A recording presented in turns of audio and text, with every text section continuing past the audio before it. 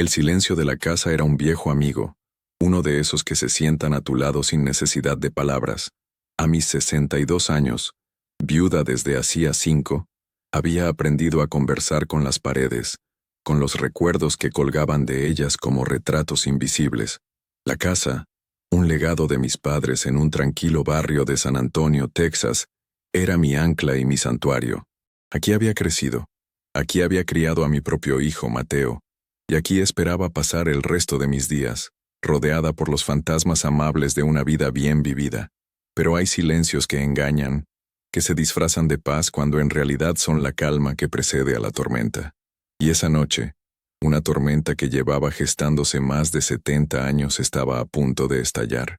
Mi padre, Arturo, había muerto hacía ya una década. Un hombre de roble, de manos firmes y mirada nostálgica. Había llegado de su natal Jalisco en los años 40, con poco más que la ropa que llevaba puesta y una determinación de acero. Construyó un pequeño imperio de abarrotes, tiendas que se convirtieron en el corazón de nuestras comunidades, primero en Los Ángeles y luego aquí, en San Antonio.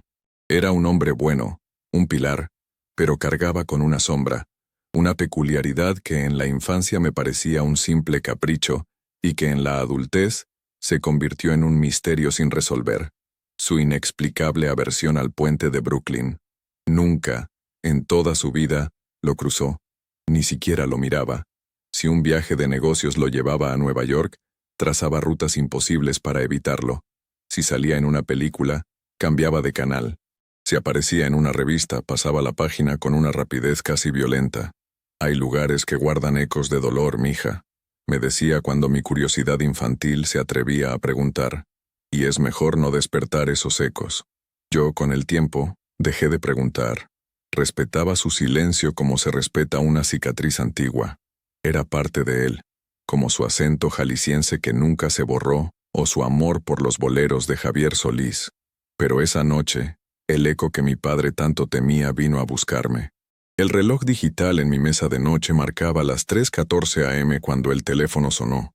No el celular, sino el viejo teléfono de línea fija que conservaba en mi estudio, el mismo que había sido de mi padre. El sonido era estridente, anacrónico, y me sacó de un sueño profundo con un sobresalto que me dejó el corazón latiendo en la garganta. ¿Quién llamaría a estas horas a un número que casi nadie usaba? Me levanté, tropezando con mis pantuflas, y crucé el pasillo oscuro. La voz al otro lado no dijo hola. No hubo preámbulos. Era una voz que conocía mejor que la mía, pero sonaba lejana, distorsionada, como si viniera del fondo de un pozo o a través del agua. Elena, susurró. Era la voz de mi padre. Un escalofrío helado me recorrió la espalda. Papá, apenas pude articular. El puente, continuó la voz, un murmullo roto por la estática. La promesa, mija. El agua se lo llevó, pero la promesa sigue ahí. Tienes que... La línea se cortó. El silencio que volvió a llenar la casa ya no era amigable. Era un silencio denso, cargado de preguntas y de un miedo primario. Me quedé de pie, con el auricular en la mano, temblando. ¿Había sido un sueño? ¿Una alucinación producto del cansancio? Pero el frío del teléfono en mi piel era real. La hora, 3:14 a.m., se quedó grabada en mi mente. Miré por la ventana hacia el jardín oscuro. La lógica me gritaba que era imposible. Mi padre estaba enterrado en el Panteón de San Fernando. Su voz no podía salir de un teléfono. Y sin embargo, una parte más profunda de mí, esa intuición que las madres desarrollamos como un sexto sentido, sabía que había escuchado a mi padre. Sabía que ese eco, ese dolor del que él huía, acababa de llamar a mi puerta. La promesa. ¿Qué promesa? El agua se lo llevó. ¿A quién o a qué? Y siempre, volviendo como un ancla, el puente de Brooklyn. Me senté en el viejo sillón de cuero de mi padre, el que aún conservaba un leve rastro de su loción. Sentí una necesidad abrumadora de entender. Esto no era una simple llamada extraña. Era un llamado, un deber que se extendía más allá de la tumba. Mi padre había sido un hombre de palabra. Si había dejado una promesa sin cumplir, una tan importante que su espíritu no podía descansar, entonces yo, su única hija, tenía que encontrarla y saldar esa deuda. El miedo empezó a ceder, reemplazado por una resolución tan firme como la de aquel joven que cruzó la frontera décadas atrás. La vida de mi padre, que yo creía conocer como la palma de mi mano, tenía una habitación secreta, y yo acababa de recibir la llave. El resto de la noche lo pasé en vela, con una taza de té de manzanilla que no lograba calmar el torbellino en mi interior. Mi mente, inspirada en la disciplina que mi padre me había enseñado. Un problema, mija, es solo un proyecto sin un plan. Comenzó a trazar un mapa. El punto de partida era obvio. Los vestigios de su vida, sus recuerdos guardados. Al amanecer, con los primeros rayos de sol tiñendo el cielo de naranja, me dirigí a su antiguo despacho. La habitación estaba casi intacta, un museo personal de su vida. Libros de contabilidad, fotos en blanco y negro, trofeos de torneos de golf. Comencé a buscar sin saber exactamente qué. Buscaba una anomalía, algo que no encajara en la narrativa del hombre exitoso y recto que todos conocíamos. Abrí cajones, revisé viejas carpetas. En el fondo de un archivador, debajo de antiguos contratos de proveedores, encontré una pequeña caja de madera de cedro, cerrada con un candado diminuto y oxidado. Nunca la había visto. El corazón me dio un vuelco. Con un destornillador pequeño y algo de paciencia, logré forzar la cerradura. Dentro, el olor a tiempo guardado era intenso. Había un fajo de cartas atadas con un cordel, escritas en una caligrafía femenina que no reconocí. Y debajo de ellas, una sola fotografía, amarillenta por los años. La saqué con manos temblorosas.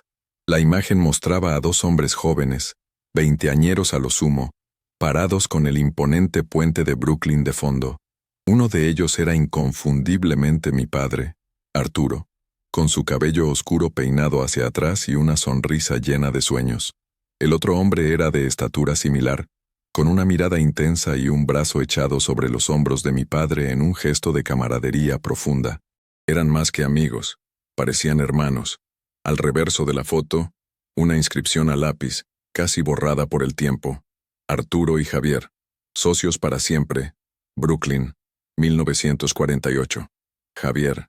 Nunca había oído ese nombre. Mi padre no tenía socios en sus inicios, o al menos esa era la historia oficial. Él siempre contaba que había empezado solo, vendiendo frutas desde una camioneta destartalada. ¿Quién era Javier? ¿Y por qué mi padre había escondido esta foto bajo llave? Llamé a mi hijo, Mateo. Él era abogado en Houston, un joven brillante y pragmático, la encarnación de la nueva generación. Su mundo era de contratos digitales y videoconferencias, muy lejos de las cajas de cedro y los secretos guardados. Le conté todo: la llamada, la voz, la hora, la caja, la foto. Esperaba escepticismo, quizá hasta una sugerencia amable de que viera a un médico. Y al principio, su tono fue de preocupación. «Mamá, ¿estás segura? Pudo ser un sueño, el estrés». «Mateo». Vi la hora en el reloj antes y después. Sostuve el teléfono. Y ahora tengo esta foto en mis manos. Un hombre llamado Javier. Papá nunca lo mencionó. Hice una pausa, dejando que el peso de mis palabras se asentara. Algo pasó en ese puente, hijo. Algo que papá se llevó a la tumba y que ahora no lo deja descansar. Hubo un largo silencio al otro lado de la línea. Mateo amaba a su abuelo. Arturo había sido su héroe, su mentor. Javier, repitió Mateo pensativo. Nunca escuché ese nombre. ¿Qué más había en la caja? Cartas. Parecen de amor, pero no son de mi madre. La firma es ilegible. Una S. La idea de que mi padre, el epítome de la fidelidad a mi madre, pudiera haber tenido otro amor, era desconcertante. Pero en ese momento, era una pista secundaria. La figura central era Javier, el socio fantasma. Voy a ir a Nueva York, Mateo. Mamá, espera, no te precipites. Déjame hacer unas llamadas, buscar registros públicos. Arturo y Javier, dijiste. Quizá alguna empresa vieja, un permiso. No, hijo. Esto es algo que debo hacer yo. Tu abuelo me llamó a mí. Esto no es un asunto legal, es un asunto del alma. Mateo suspiró, pero conocía mi determinación. Era la misma que había heredado de su abuelo. Está bien, mamá, pero no irás sola. Déjame organizar todo. Te conseguiré un vuelo, un buen hotel, y quiero que me llames todos los días. Y por favor, ten cuidado. Estás removiendo algo que el abuelo quiso mantener enterrado por más de 70 años. No sabemos qué puedes encontrar. Colgué el teléfono con una mezcla de alivio y aprensión. El apoyo de Mateo era mi red de seguridad. Mientras él se encargaba de la logística, yo volví a la caja. Sobre la mesa del despacho, junto a la foto de los dos amigos, coloqué un objeto que mi madre siempre conservó en su tocador. Un frasco casi vacío de un perfume clásico, un Chanel Nebone 5, cuyo aroma siempre me transportaba a mi infancia. Mi madre representaba la vida que mi padre había construido después de Nueva York, una vida de éxito y aparente paz. Pero, ¿qué había dejado atrás? ¿Qué sacrificio? ¿Qué dolor había cimentado las bases de nuestra familia? Me di cuenta de que no solo buscaba cumplir una promesa para mi padre, buscaba entender quién era él realmente. El hombre que sonreía en la foto junto a Javier era un extraño para mí, un joven lleno de una esperanza que parecía no tener límites. El hombre que yo conocí era sabio y bueno, pero siempre hubo una capa de tristeza en sus ojos, una que ahora empezaba a comprender. El plan estaba en marcha. El primer paso era volar hacia el epicentro del misterio, hacia la estructura de acero y piedra que mi padre había evitado durante toda una vida. Iba a caminar sobre el puente de Brooklyn, y de alguna manera sentía que no lo haría sola. El viaje a Nueva York fue un borrón de nubes y reflexiones. A través de la ventanilla del avión, observaba el paisaje cambiante, pensando en el viaje que mi padre había hecho tantos años atrás, en un autobús polvoriento, en dirección opuesta. Él huía de algo. Yo, en cambio, volaba directamente hacia ello. Mateo había sido eficiente. Me había reservado una suite en un hotel tranquilo de Manhattan, lejos del bullicio turístico pero lo suficientemente céntrico. Era un lugar elegante, de esos con alfombras gruesas que ahogan el sonido de los pasos y un servicio impecable, pero el lujo del entorno no podía disipar la ansiedad que sentía. La ciudad me recibió con el aire frío de finales de otoño y una energía que era a la vez estimulante y abrumadora. Dejé mi equipaje y, sin deshacer la maleta, tomé un taxi. «Al puente de Brooklyn, por favor», dije, y las palabras sonaron extrañas en mi propia boca. El taxista, un hombre de Bangladesh con una sonrisa amable, asintió y se sumergió en el tráfico. A medida que nos acercábamos, la icónica silueta del puente comenzó a dominar el horizonte. Era más grande, más imponente de lo que había imaginado. Sentí una opresión en el pecho, una resonancia del miedo de mi padre que me sorprendió por su intensidad. Era un miedo irracional, genético casi, como si sus células me hubieran transmitido la advertencia a través de las décadas. Le pedí al taxista que me dejara en el lado de Brooklyn, en el barrio de Dumbo. Quería caminar hacia Manhattan, como si estuviera rehaciendo un camino, completando un círculo. El paseo peatonal de madera crujía bajo mis pies. A mi alrededor, turistas reían y se tomaban fotos, ajenos al drama personal que me había llevado hasta allí. El viento soplaba con fuerza, trayendo consigo el olor salobre del East River. Me detuve a mitad del puente, agarrándome a la barandilla fría. Debajo de mí el agua oscura y turbulenta se movía con una fuerza implacable. «El agua se lo llevó», había dicho la voz. Miré hacia abajo, hacia ese abismo negro, y un vértigo profundo se apoderó de mí. ¿Se refería a Javier? ¿Había caído desde aquí? La idea era tan horrible que tuve que apartar la vista. Me concentré en los detalles, los cables de acero que se elevaban como las cuerdas de un arpa gigante, los arcos góticos de las torres, la vista espectacular del Bajo Manhattan. Era una obra maestra de la ingeniería, un símbolo de esperanza y conexión para millones. Pero para mi padre, había sido un monumento al dolor. Me senté en una de las bancas, sacando la foto de mi bolso. Miré los rostros sonrientes de Arturo y Javier, con este mismo paisaje detrás de ellos. ¿Qué pasó después de que se tomó esta foto? ¿Qué sueño se rompió con tanta violencia que obligó a mi padre a borrar a su mejor amigo de su historia?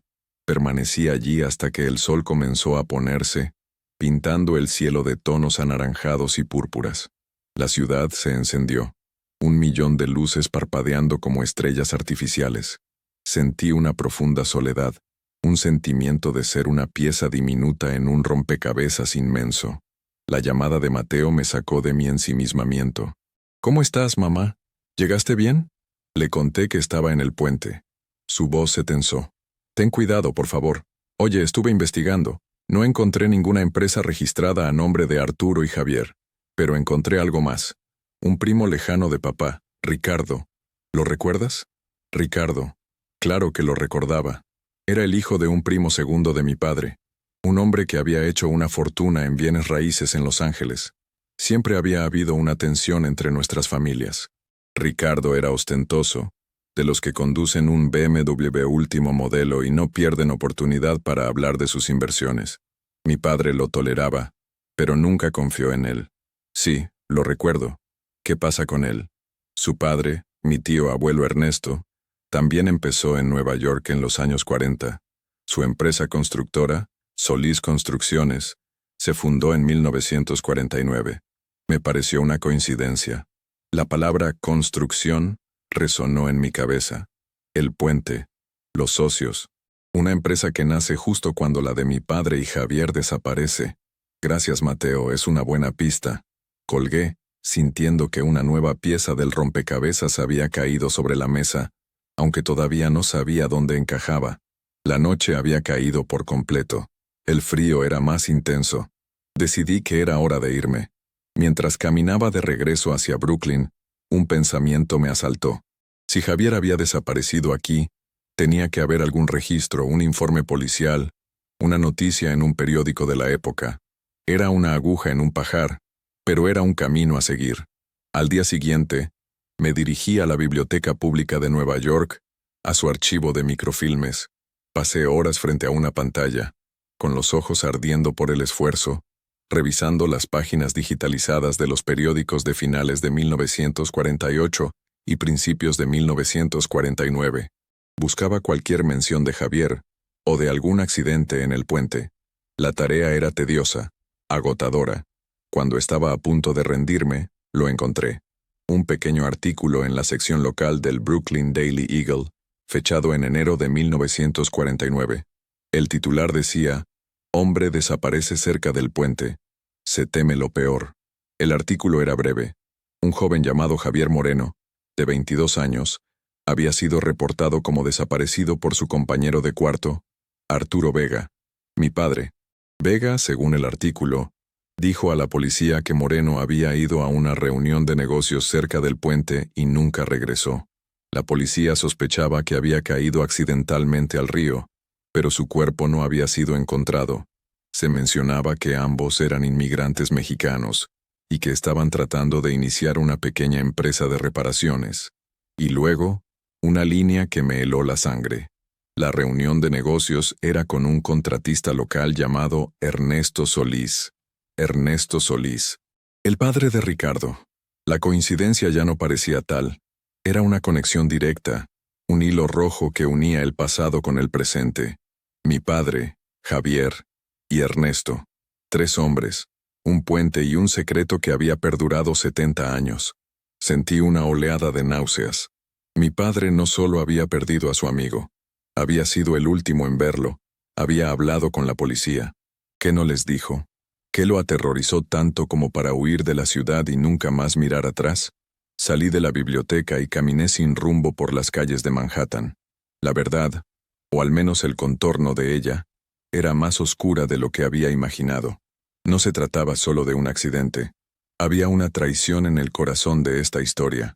Me senté en un café, pidiendo un capuchino que apenas toqué. El teléfono sonó. Era un número desconocido. Dudé en contestar. Diga. Elena, soy Ricardo. Ricardo Solís. Su voz era suave, casi melosa, pero tenía un filo que siempre me había incomodado. ¿Cómo conseguiste mi número? Mateo me lo dio. Me dijo que estabas en Nueva York, de paseo. ¡Qué maravilla! Oye, prima, te llamaba porque estamos arreglando unos papeles de la herencia del tío Arturo. Hay unas inversiones que hizo que están ligadas a unos fondos de mi padre. Necesitaría tu firma para liberarlos. Nada importante, un mero trámite. La palabra inversiones me sonó a hueco. La mención de su padre, Ernesto, en ese preciso momento, no podía ser casualidad. Estaba sondeando. Quería saber si yo sabía algo. Mi instinto, afilado por años de ser madre y de dirigir el negocio familiar tras la muerte de mi padre, se puso en alerta máxima. Qué curioso, Ricardo. Justo estaba pensando en tu padre, y en el mío, en sus inicios aquí en Nueva York. Hubo una pausa casi imperceptible al otro lado de la línea. Ah, sí, tiempos duros. Mi padre siempre decía que tuvo suerte. Pero bueno, te dejo disfrutar tu viaje. Hablamos de los papeles cuando vuelvas. Colgó. Pero la llamada no había sido un trámite. Había sido una advertencia. Él sabía que yo estaba en Nueva York, y mi mención de sus padres lo había puesto nervioso. El juego había cambiado. Ya no solo estaba desenterrando un secreto familiar, estaba entrando en un territorio que alguien, con mucho poder, quería mantener sellado. Miré por la ventana del café. La ciudad, con su indiferencia y su ritmo frenético, continuaba su marcha. Pero para mí, se había convertido en un escenario, el lugar donde se representaría el último acto de una tragedia que comenzó mucho antes de que yo naciera. Y yo, Elena Vega, era ahora la protagonista. El descubrimiento del artículo del periódico y la llamada de Ricardo solidificaron mi propósito. Ya no me movía solo por la curiosidad o el deber filial. Ahora me impulsaba una necesidad de justicia. Necesitaba encontrar a alguien que hubiera conocido a mi padre y a Javier en esa época. Alguien que pudiera darme un testimonio, una pieza que no estuviera en los registros oficiales. El artículo mencionaba que vivían en un apartamento en Brooklyn. Si tan solo pudiera encontrar a un antiguo vecino, a un conocido, pero era una posibilidad remota después de tanto tiempo. Mi mente se aferró a un recuerdo vago. Mi padre a veces, cuando creía que nadie lo escuchaba, tarareaba una canción de cuna en español. Una vez le pregunté por ella y me dijo, con una evasiva inusual, que se la había enseñado un viejo amigo de Brooklyn llamado Ramiro. Ramiro. El nombre apareció en mi memoria como un regalo. ¿Podría ser él la clave? No tenía apellido, solo un nombre y una ciudad. Era otra aguja en otro pajar. Decidí empezar por los barrios que rodeaban el puente en el lado de Brooklyn, las zonas donde probablemente se habrían asentado los inmigrantes en los años 40. Pasé los siguientes días caminando por calles de adoquines, visitando viejas iglesias, centros comunitarios y bibliotecas locales. Mostraba la foto de mi padre y Javier a personas mayores, preguntando si recordaban a dos jóvenes mexicanos que soñaban con construir un futuro. La mayoría me miraba con amabilidad pero sin reconocimiento. El tiempo borra los rostros, desvanece las historias.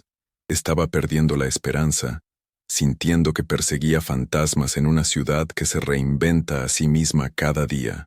Una tarde, cansada y desanimada, entré en una pequeña barbería de aspecto antiguo en el barrio de Williamsburg. El barbero, un hombre puertorriqueño de unos 80 años llamado Luis, me escuchó con paciencia mientras le contaba mi historia. Miró la foto durante un largo rato entornando los ojos. «No reconozco a estos muchachos», dijo finalmente, con un acento espeso. «Pero el nombre Ramiro, hay un Ramiro que vive a unas cuadras. Un viejito mexicano, muy callado. Lleva aquí desde siempre. Solía trabajar en los astilleros». El corazón me dio un brinco. «¿Sabe dónde vive?» Luis me dio una dirección. Una casa de ladrillo rojo en una calle tranquila. «No espere mucho, señora. Apenas sale y no habla con nadie». Le di las gracias con una emoción que casi me hizo llorar. Era la primera pista sólida en días. Caminé hacia la dirección indicada, con el pulso acelerado. La casa era modesta pero bien cuidada, con macetas de geranios en la ventana. Toqué el timbre, esperando, conteniendo la respiración. La puerta se abrió una rendija y un rostro arrugado, enmarcado por un cabello blanco y escaso, se asomó. «¿Sí? Buenas tardes. ¿Es usted el señor Ramiro?» El hombre asintió con cautela. «Busco a alguien que conoció a un hombre llamado Arturo Vega hace muchos años». La expresión del hombre no cambió, pero vi un destello de algo en sus ojos, un reconocimiento fugaz que trató de ocultar. «No conozco a nadie con ese nombre», dijo, y comenzó a cerrar la puerta. «Por favor», exclamé, metiendo el pie para evitar que cerrara. Era mi padre, y estoy buscando a su amigo, Javier Moreno. El nombre de Javier detuvo el movimiento de la puerta. Ramiro me miró fijamente, estudiando mi rostro. «¿Usted es hija de Arturo?» Asentí. Abrió la puerta por completo. «Pase», dijo en voz baja. El interior de la casa era como un viaje en el tiempo. Muebles oscuros y pesados, un crucifijo en la pared, el olor a café y a naftalina. Nos sentamos en la pequeña sala de estar. Saqué la foto y se la entregué. Ramiro la tomó con manos temblorosas. Una lágrima solitaria rodó por su mejilla surcada de arrugas. Arturito y Javier, susurró. Dios mío, parecen niños. Durante la siguiente hora, Ramiro habló. Su voz, al principio vacilante, fue ganando fuerza a medida que los recuerdos fluían. Me contó que los tres habían llegado a Nueva York juntos, desde el mismo pueblo de Jalisco. Compartieron un pequeño apartamento y grandes sueños. Arturo era el estratega, el que tenía la visión para los negocios. Javier era el alma, el carismático, el que podía conseguir cualquier cosa con su sonrisa. Y Ramiro era el trabajador incansable, el que los mantenía con los pies en la tierra. Estaban a punto de lograrlo, dijo Ramiro, con la mirada perdida en el pasado. Habían conseguido un pequeño contrato para hacer unas reparaciones en las rampas de acceso del puente. No era mucho, pero era el comienzo. Su propia empresa, Vega y Moreno, constructores. Estaban tan orgullosos. Su rostro se ensombreció, pero se metieron con la persona equivocada. Ernesto Solís era un tiburón. Controlaba todos los contratos pequeños en la zona. Quería su parte, pero Arturo y Javier se negaron. Dijeron que no habían venido a este país para seguir pagando piso, como en México. La historia que contó Ramiro confirmó mis peores temores, pero con detalles que me helaron la sangre. Solís los amenazó, los saboteó, pero ellos no cedieron. La noche que Javier desapareció, había ido a reunirse con Solís cerca del puente, supuestamente para negociar una tregua. Arturo, que tenía un mal presentimiento, le pidió que no fuera, pero Javier era terco y valiente. Arturo lo esperó toda la noche. Continuó Ramiro. Yo estaba con él. Caminábamos de un lado a otro en el apartamento como animales enjaulados. Javier nunca volvió. A la mañana siguiente un Arturo devastado fue a la policía, pero tenía miedo. Solís lo había amenazado directamente. Le dijo que si hablaba, terminaría en el fondo del río como su amigo, y que se asegurarían de que su familia en México también pagara las consecuencias. Arturo estaba destrozado. Lloró durante días. No por miedo, sino por culpa. Se sentía responsable por no haber detenido a Javier, y se sentía un cobarde por no poder hacer justicia. Un par de semanas después, Arturo desapareció. Le dejó una nota a Ramiro, pidiéndole perdón y diciéndole que no podía quedarse en una ciudad que le había robado a su hermano. Se fue al oeste, a empezar de nuevo, a enterrar el pasado tan profundamente que nadie pudiera encontrarlo. Y Ramiro, por lealtad y por miedo, guardó el secreto durante más de 70 años. ¿Qué pasó con Solís?, pregunté, con la voz ahogada. Se quedó con el contrato, claro, y con muchos más. Construyó su imperio sobre los cimientos del sueño de tus amigos. Siempre supe que el dinero con el que empezó no era limpio. La verdad estaba ahí, desnuda y brutal. Mi padre no había abandonado a su amigo. Había sido forzado a huir, a vivir una vida marcada por una culpa y un dolor que nunca pudo compartir. Su aversión al puente no era un capricho.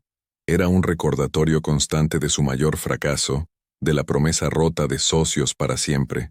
Para agradecerle a Ramiro su valentía al compartir la historia, lo invité a cenar esa noche. Elegí un restaurante italiano tranquilo en su barrio, un lugar cálido y acogedor. Mientras comíamos, le conté sobre la vida de mi padre, su éxito, su familia. Quería que supiera que a pesar de todo, Arturo había encontrado algo de paz. Pagué la cuenta con la tarjeta de crédito que mi padre me había dejado en su testamento. Una de esas tarjetas Black que él nunca usaba, pero que mantenía, por si las moscas, mija. Me pareció un pequeño acto de justicia poética, usar el legado de mi padre para honrar la memoria de su amigo perdido. Antes de despedirnos, le hice una promesa a Ramiro. Esto no se va a quedar así. No sé cómo, pero voy a hacer que se sepa la verdad, por mi padre y por Javier. Ramiro me miró, y por primera vez desde que lo conocí, vi una chispa de esperanza en sus ojos cansados. Tu padre estaría muy orgulloso de ti, dijo. Volví a mi hotel con el corazón apesadumbrado, pero con una claridad de propósito que nunca antes había sentido. La historia de mi padre y Javier merecía ser contada. La injusticia cometida por Ernesto Solís no podía quedar impune, transmitida de generación en generación como una herencia de impunidad. Ricardo Solís, con su vida de lujos y su llamada amenazante, era ahora el objetivo. El puente de Brooklyn ya no era un lugar de miedo para mí. Se había convertido en un símbolo de una deuda pendiente, y yo estaba decidida a saldarla. La revelación de don Ramiro fue un cataclismo. Pasé la noche en vela, las piezas de la historia encajando en mi mente como los engranajes de una maquinaria siniestra. El sueño de dos jóvenes inmigrantes, la ambición desmedida de un hombre sin escrúpulos, una vida truncada, y otra marcada por el silencio y la culpa. La voz de mi padre a las 3:14 a.m. ya no era un misterio espectral. Era un grito de justicia que había tardado 70 años en cruzar el abismo del tiempo. A la mañana siguiente, llamé a Mateo. Mi voz era diferente. Ya no era la de una madre preocupada, sino la de una generala a punto de entrar en batalla. Le conté cada detalle de la conversación con Ramiro, sin omitir nada. La traición de Ernesto Solís, la desaparición de Javier, las amenazas que obligaron a mi padre a huir. Mateo escuchó en silencio, y cuando terminé solo dijo una palabra: canalla. El escepticismo había desaparecido por completo, reemplazado por una furia fría y controlada. Mamá, esto cambia todo. Ya no es una cuestión de herencia o de papeles. Esto es criminal. Lo sé, hijo. Pero no tenemos pruebas. Solo el testimonio de un hombre de 85 años contra el imperio de los Solís. Nadie nos va a creer. Tal vez no necesitemos que nos crean los tribunales, dijo Mateo, y pude oír el zumbido de su mente legal trabajando a toda velocidad. Quizá necesitemos que nos crean en el tribunal de la opinión pública. Ricardo y su familia han construido una imagen de filántropos, de pilares de la comunidad. Su reputación es su activo más valioso. Comencé a entender su plan. No se trataba de buscar una condena penal, algo casi imposible después de tanto tiempo. Se trataba de exponer la verdad, de desmantelar la mentira sobre la que se había construido la fortuna de los Solís. Ricardo me llamó. Le dije, quiere mi firma para liberar unas supuestas inversiones de papá que están ligadas a los fondos de su padre. Está claro que es una trampa o una forma de silenciarme. No firmes nada, ordenó Mateo. Úsalo a tu favor. Dile que estás dispuesta a reunirte para hablar de ello. Necesitamos enfrentarlo cara a cara, pero no todavía. Primero, tenemos que armarnos. Los siguientes días se convirtieron en una operación meticulosa. Mateo, desde su despacho en Houston, comenzó a cavar. Utilizó bases de datos legales y financieras para rastrear el origen de Solís Construcciones. Buscó cualquier irregularidad, cualquier cabo suelto en la historia oficial de la empresa. Yo, en Nueva York, tenía otra misión. Con la ayuda de don Ramiro, que parecía haber rejuvenecido con la posibilidad de hacer justicia, empecé a buscar a la familia de Javier Moreno. Si Javier tenía parientes, ellos merecían saber la verdad y ser parte de esto. Ramiro recordaba que Javier solía hablar de una hermana menor en México, en su mismo pueblo de Jalisco. El apellido Moreno era común, pero con el nombre del pueblo y una fecha aproximada, teníamos un punto de partida. Pasé horas en la biblioteca, buscando registros de nacimiento, padrones. Contraté a un genealogista en México para que nos ayudara. Era una búsqueda lenta y a menudo frustrante, pero no nos rendimos. Mientras tanto, Mateo encontró algo. Mamá, mira esto. En 1949, poco después de la desaparición de Javier, Ernesto Solís recibió un préstamo considerable de una fuente no revelada para capitalizar su empresa. Oficialmente, fue un inversor privado. Pero he rastreado los flujos y, aunque las huellas son viejas, todo apunta a una cuenta bancaria que fue cerrada abruptamente. Una cuenta que, sospecho, pertenecía a un hombre que ya no podía reclamar su dinero. Era una conjetura, pero una muy poderosa. El dinero con el que Ernesto Solís había fundado su imperio podría haber sido el mismo dinero que mi padre y Javier habían ahorrado para su propia empresa. Era el móvil perfecto. La imagen de Ricardo Solís se volvió aún más grotesca en mi mente. Él vivía una vida de opulencia, celebrando fiestas en su mansión con chef privado, viajando por el mundo. Todo financiado con la sangre y los sueños rotos de dos jóvenes que solo querían una oportunidad. La ironía era cruel. Mi padre, que había construido su negocio desde cero, con honestidad y trabajo duro, había vivido siempre con una modestia que rozaba la austeridad, como si se estuviera castigando a sí mismo. Los Solís, en cambio, hacían alarde de una riqueza que no les pertenecía por derecho. Después de 2 semanas de intensa búsqueda, el genealogista en México nos dio la noticia. Había encontrado a la hermana de Javier. Se llamaba Sofía, una mujer de casi 90 años que vivía en una pequeña casa en el mismo pueblo. No tenía hijos y vivía de una pequeña pensión. Le contamos la historia, con cuidado y delicadeza. Al principio, se mostró confundida. Para ella, su hermano Javier simplemente había desaparecido en la gran ciudad del norte, una de tantas historias tristes de inmigrantes que se pierden. Pero cuando le mencioné a Arturo Vega, recordó el nombre. Recordó las cartas que su hermano le enviaba, llenas de entusiasmo por su amigo y socio. Cuando le contamos nuestras sospechas sobre lo que realmente había sucedido, un dolor antiguo, largamente reprimido, afloró en su voz. Aceptó ayudarnos, darnos su bendición para buscar justicia en nombre de su hermano. Ahora teníamos todas las piezas. Teníamos el testimonio de Ramiro, la evidencia circunstancial de Mateo, y, lo más importante, teníamos a la familia de la víctima de nuestro lado. Era el momento de planear la confrontación. Mateo me aconsejó: no lo acuses directamente. Preséntale los hechos como un descubrimiento que has hecho. Hazlo sentir que tú tienes el control, que sabes más de lo que dices. Su reacción nos dirá todo. Decidí que la reunión no sería en Nueva York. Sería en mi territorio, o al menos, en un lugar que me diera una ventaja emocional. Recordé que Ricardo viajaba a menudo a la Ciudad de México por negocios. Le propuse reunirnos allí. Le dije que aprovecharía un viaje para visitar a la familia y que podríamos firmar los papeles en persona. Él aceptó, probablemente pensando que sería una reunión fácil, que podría engatusarme con su encanto superficial. Elegí el lugar con cuidado. Un restaurante clásico y elegante en Polanco. Un lugar donde el poder y el dinero se sentían cómodos, pero donde su arrogancia se vería expuesta.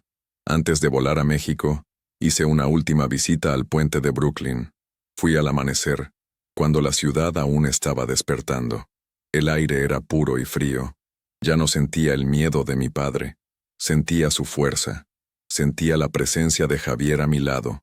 Hice una promesa silenciosa a ambos. Esto terminará pronto. Susurré al viento. Su historia será contada. Su memoria será honrada. Descansen en paz. No era una promesa hecha con la ingenuidad de la juventud, como la que ellos se hicieron en la vieja foto. Era una promesa forjada en el dolor, la determinación y el amor de una hija dispuesta a todo por restaurar el honor de su padre.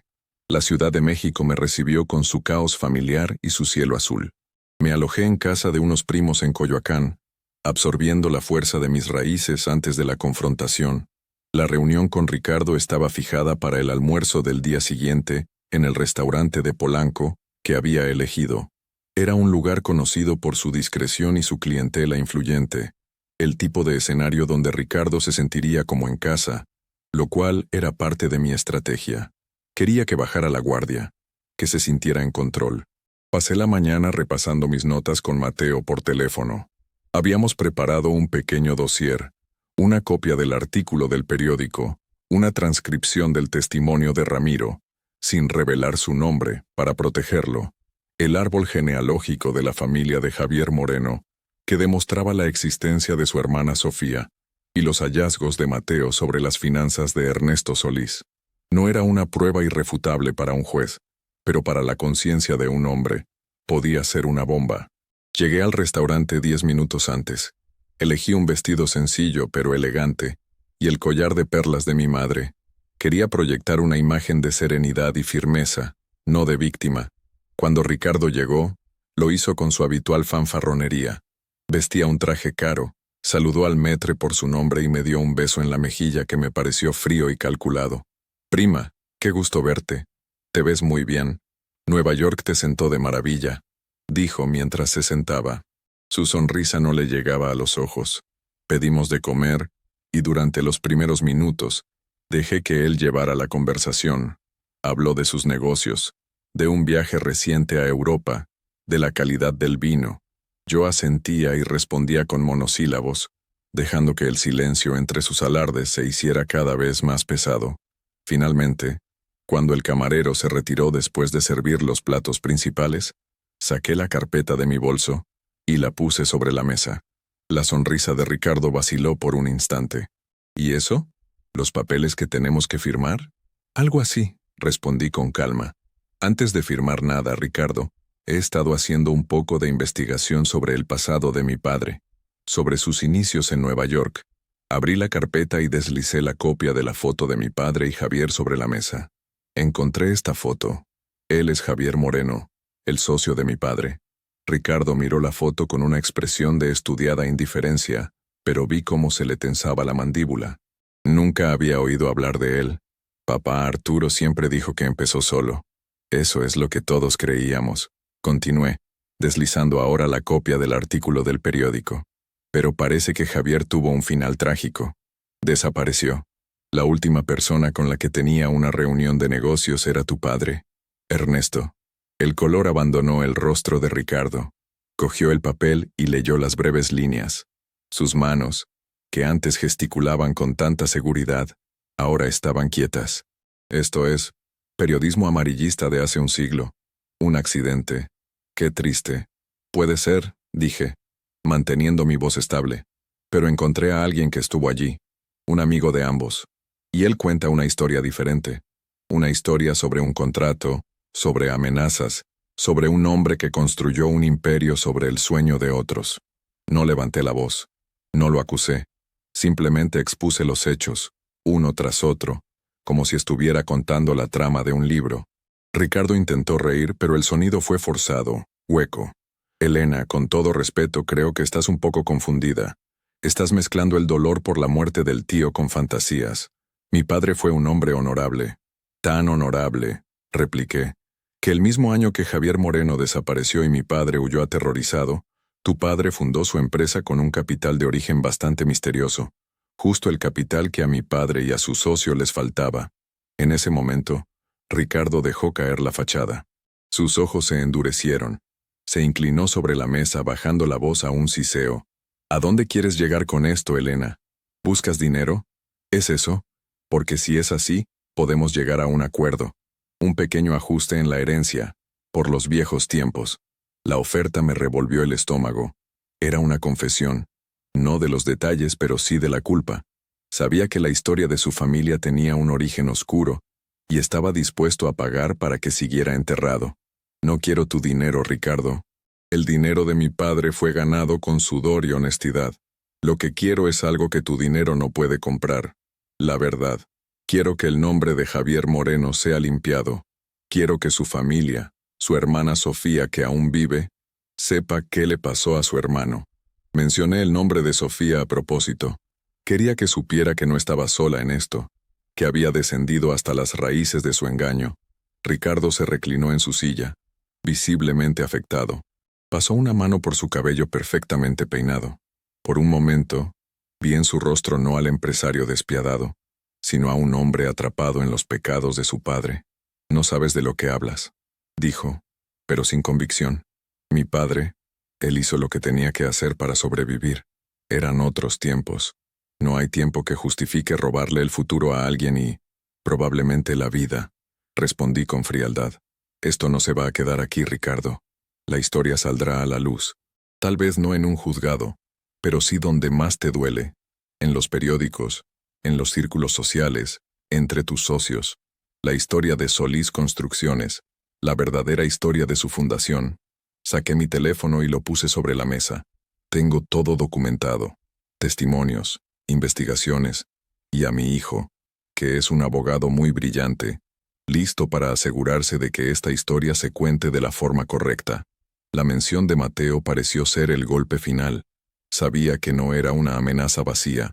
Ricardo me miró durante un largo rato. La arrogancia se había desvanecido, reemplazada por un cálculo frío. Pude ver su mente trabajando, sopesando los riesgos, el escándalo, la ruina de su reputación, el legado de su familia manchado para siempre. No hagas esto, Elena, dijo, casi en una súplica. Piénsalo, qué ganas removiendo el pasado. Me levanté de la mesa, dejando la carpeta allí. Gano la paz para mi padre. Gano justicia para Javier. Gano la verdad. Y eso, primo, es mucho más de lo que tú jamás tendrás. Me di la vuelta y caminé hacia la salida, sin mirar atrás. No sentí triunfo, sino una profunda y triste liberación. El ciclo de silencio y miedo se había roto. La confrontación había terminado, pero la batalla por la justicia apenas comenzaba. Sabía que Ricardo no se quedaría de brazos cruzados, pero yo tampoco. Había despertado el eco del puente de Brooklyn, y ahora su voz resonaría hasta que la verdad fuera escuchada. Los días que siguieron a mi encuentro con Ricardo fueron de una calma tensa. Volví a San Antonio, a mi casa, al silencio que ahora se sentía diferente, menos pesado. Había hecho mi parte.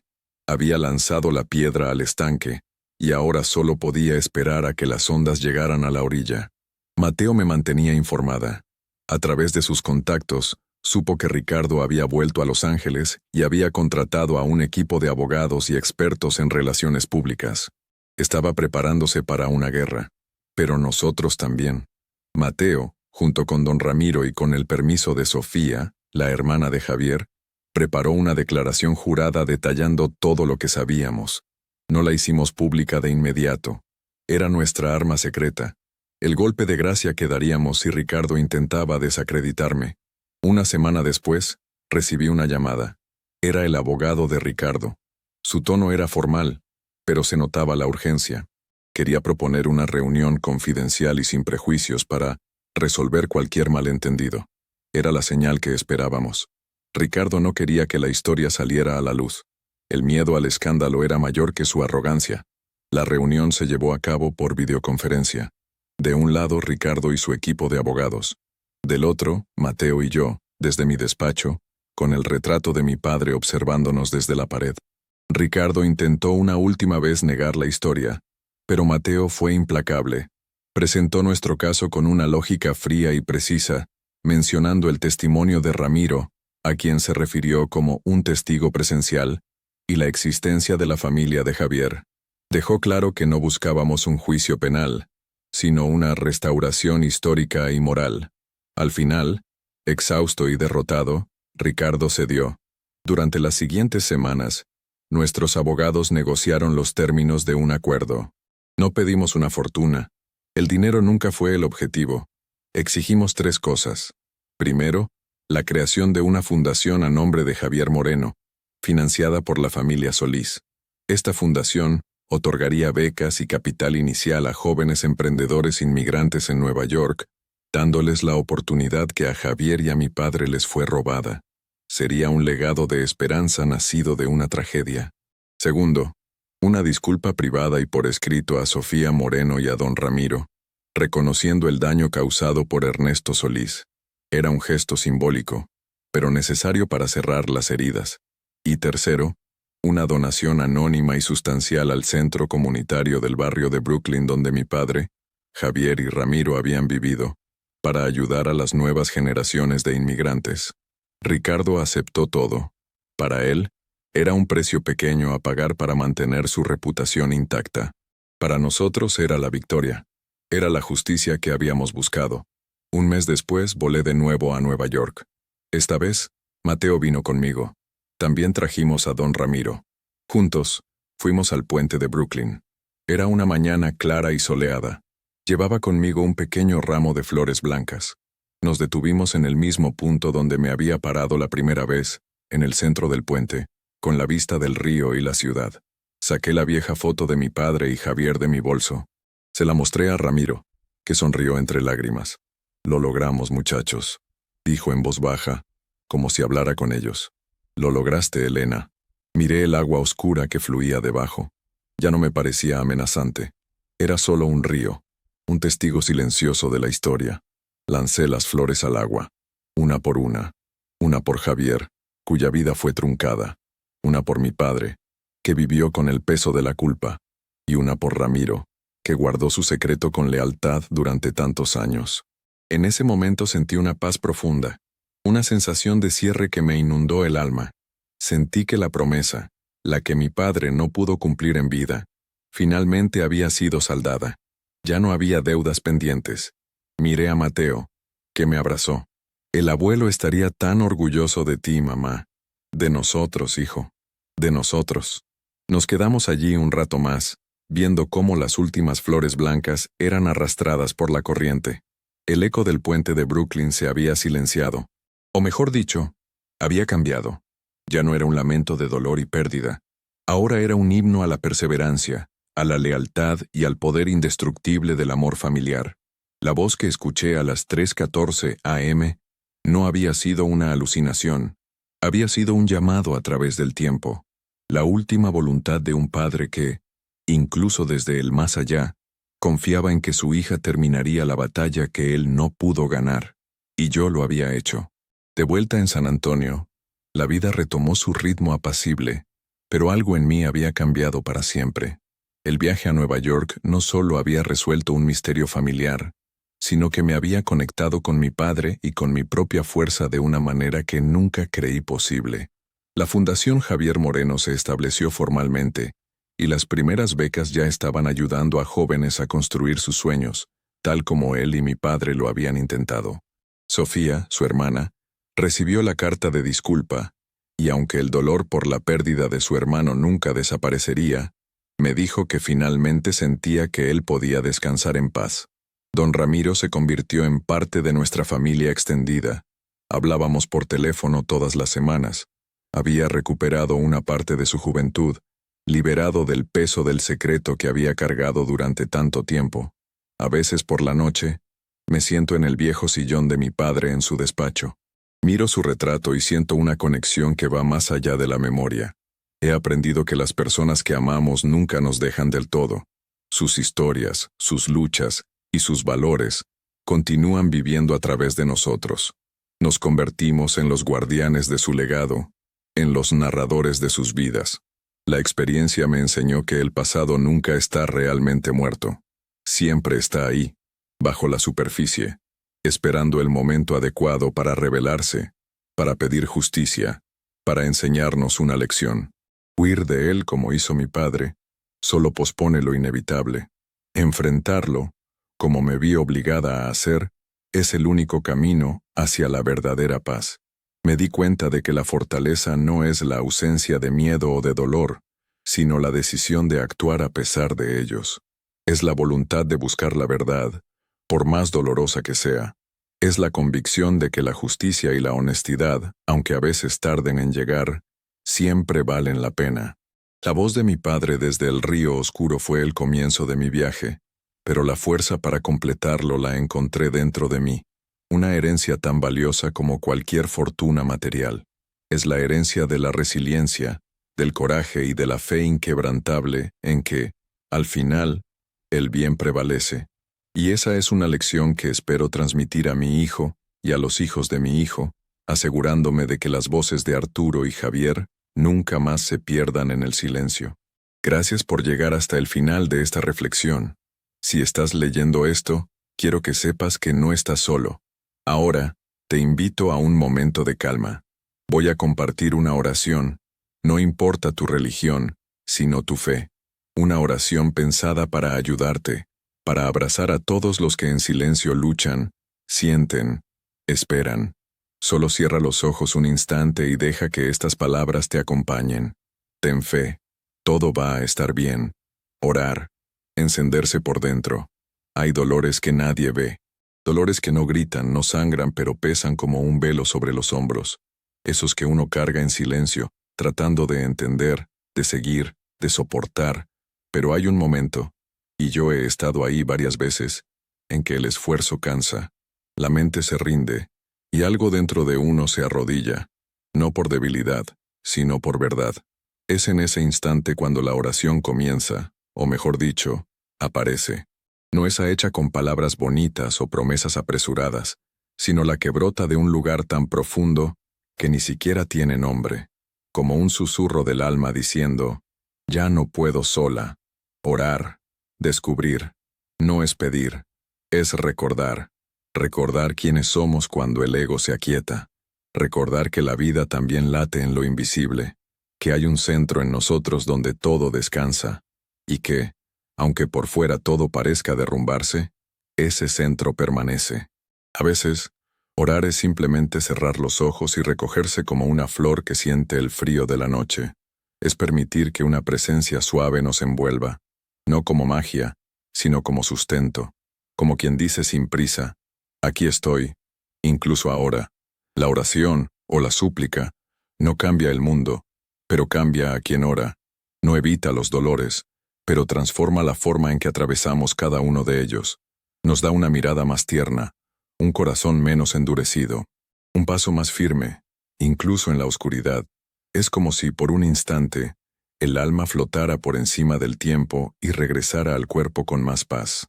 No una paz ruidosa, sino esa que solo quien ha pasado por el caos puede reconocer. Orar es afinar la escucha. La mente se calla y la intuición despierta. Las respuestas no siempre vienen en palabras. A veces son solo percepciones, toques sutiles, un calor en el pecho. La oración ilumina lo que estaba turbio, deshace nudos que ni sabíamos que teníamos. Y lo más bonito es que no tiene que ser complicado. Orar es hablar con Dios, con el universo, con esa inteligencia amorosa que nos habita y nos envuelve, incluso cuando lo olvidamos. Y no tiene que sonar bonito. No necesitas saber rezar. No necesitas entender nada sobre la fe.